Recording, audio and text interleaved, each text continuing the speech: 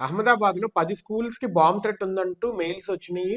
అయితే మధ్యాహ్నం అయిపోయింది, అప్పటికే స్కూల్ స్టార్ట్ అయిపోయి మధ్యాహ్నం అయ్యేసరికి మధ్యాహ్నం సెలవిచ్చేసి పిల్లలందరినీ పంపించేశారు. అండ్ అండ్ పోలీసులకు ఇన్ఫార్మ్ చేస్తే వాళ్ళు డాగ్ యూనిట్, బాంబ్ స్క్వాడ్ మొత్తం పట్టుకొని వచ్చారు 10 స్కూల్స్ కి. సో లేటర్ తెలిసింది అక్కడ ఏమీ లేదు, అది జస్ట్ హోక్స్ మెయిల్ అన్నట్టే. అయితే ఇప్పుడు వాళ్ళు ఎంక్వైరీ చేస్తున్నారు ఈ హోక్స్ మెయిల్స్ అనేది ఎక్కడి నుంచి వచ్చినాయి సోర్సెస్ అని. చూడండి, ఇట్లా వాళ్ళు బాంబ్ థ్రెట్ అనేసరికి ఎంత కాస్ట్ అవుతుంది. డాగ్ స్క్వాడ్ 10 డిఫరెంట్ స్కూల్స్ కి ఒకే టైం వెళ్ళటము ఇదంతా.